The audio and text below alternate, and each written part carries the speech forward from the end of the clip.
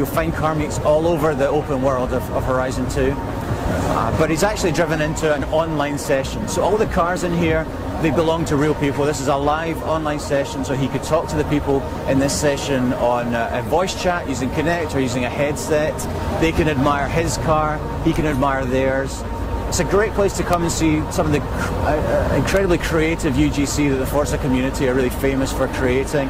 And what's great is that if he really liked this particular livery, or maybe he liked the look of the tuning setup the guy's running on this particular car, he can grab the livery or he can grab the upgrades with a button press. And this particular player would be compensated, would be rewarded for him so doing. So that's a really cool way of experiencing the UGC, which is a huge part of the Forza experience. But the great thing about car meets is that Andy can drive in online, in solo play, sorry. He can meet some people in this online session, and then they can all drive out together seamlessly into an online experience. And seamless is a word that we keep using about the online experience in Forza Horizon 2. I think it's really important. I actually believe a lot of people don't participate in the online experience in games, particularly in racing games, because of the barriers that we traditionally put up. We make it difficult to get into online, we make you wait, we make you sit in lobbies. We've taken the view in Horizon 2 that we don't want any of that to be the case. We want you to be able to switch between solo play and online play just as easily as changing channels on your television. And we're going to play a video now as part of the demonstration which demonstrates exactly that. So this was direct capture feed from the game back at Playground. We're following one of our designers' cars.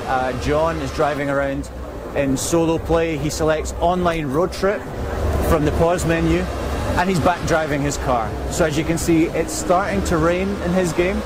There are other driver cars driving around, and the game is finding a suitable session for him, which it's done, and he selects. And then we very briefly take you into a cutscene, 2 or 3 seconds, in which we're syncing the time of day, we're syncing the weather conditions. As you can see, they've changed instantly, and John is back driving his car. But he's online now, so he's moved from a solo experience into an online experience without ever stopping his car. He's able to still do drifts, he's able to do skills, he's able to earn XP, but he's now seamlessly in an online experience. And what he's joined is an online road trip, which is why the game has set a destination. You can see that on the horizon there. And if you look at the top left of the screen, there is a 10,000 XP bonus for everyone in the session who arrives at the destination within the time limit. So John has barreled down the ramp there, the hill there, and is joining up with the other players with whom he's been seamlessly matched in his online game. So all these guys have just been brought together seamlessly, and they're all driving towards the destination in this online road trip. And as you can see in Horizon 2, it really pays to take the most direct path. You know, you can stick to the roads if that's what you want to do, but if you've got a car like this is a Bowler Nemesis, then you can really eat up the miles going cross-country, over the hills, through the fields, towards your destination, and take the quickest route to where you're going. It's also probably the most fun route to where you're going. So there are 2 ways to play online in Horizon 2. So this one is called Online Road Trip, as I said, and in it you'll be taken on a guided tour of the world. Everyone in the session votes on where to go next, and then everybody drives there across the world, and as I said, get a reward for getting there in good time.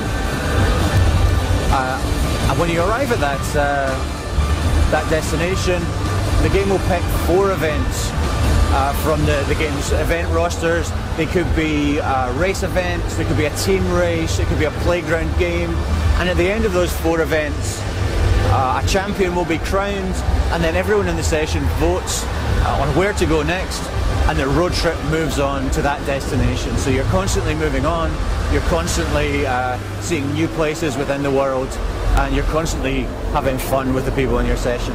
Online free roam is actually completely different. There are no rules in online free roam. Basically, we make everything available in the game to you in your session in online free roam. So that's hundreds of events. You can configure the time of day, you can configure the weather conditions, you can configure the car class. It's entirely up to you what you do. You can go and collect collectibles with the other people in your session, you can find secrets, you can show someone where to find a barn find and they can collect it in exactly the same way they would in the solo game. Or you can do playground games, and that's exactly what we're going to do next in this video. So there are two different types of playground game in Horizon 2. They were both really, really popular in the original Horizon. Infected and King. Now in Infected, one of the players in the session starts as the infected player. He has to infect the other players by crashing into them. And your goal really is to survive for as long as possible. The last player to survive is the winner. But we're about to do a King game. So in King, one or two of the players, depending on the session size, start as King. And they need to stay as King for as long as possible. It's the job of everyone else in the session to try and hunt them down, crash into them and steal their crown. And you win by being King for longest at the end of the session. So we are going to start a game of King. This one is situated at the ruined Abbey, and this is a location that exists in real life. It's been recreated from a ruined Abbey in Provence, but it's been designed by our designers to be perfect for this kind of game. So there's lots of ramps, there's lots of tunnels, lots of hiding places and jumps and smashables, which make this kind of game especially fun. As you can see, the King has just entered there. He's had his crown stolen by Super Mouse, who is ghosted for a couple of seconds and then takes off with it, and John is about to take it off him. No, he's not. He's missed him, but he's making chase, as are other players in the session. And the goal here is to try and take the crown off Super Mouse and then hold it for as long as possible in order to score better and in order to win the session. So as you can see, this arena is set up with lots of jumps, lots of ramps. They're really crazy fun, and there are a number of them that we've created specifically for these types of games right around the world. You'll also race or play at the docks in Nice. You will play in an airstrip in the north of France, in a chateau, in a warehouse district in Tuscany. All of them slightly different, but all of them really cool, fun, and set up well for this kind of game. So now Rofelos Wow has the crown, and John's going to chase him down. John hasn't beaten King yet. He's not very good at this game, but he's going to try really hard to capture Rofelos' crown right now. As the time is ticking down, there's only 30 seconds left on the game. You can hear John is tuned to one of our 7 radio stations in the game. This one is a classical music radio station. We've got more than double the number of radio stations in Horizon 2. There's lots of variety, but John clearly favouring the classical music to soundtrack this particular experience. I guess our goal with music is that we give you as much variety, as much diversity as we can. I think we've got a great soundtrack this time. More people tweet me about the soundtrack from the original Horizon than about anything else, and I think they're going to be doing the same for this game. We've got some great radio stations to listen to.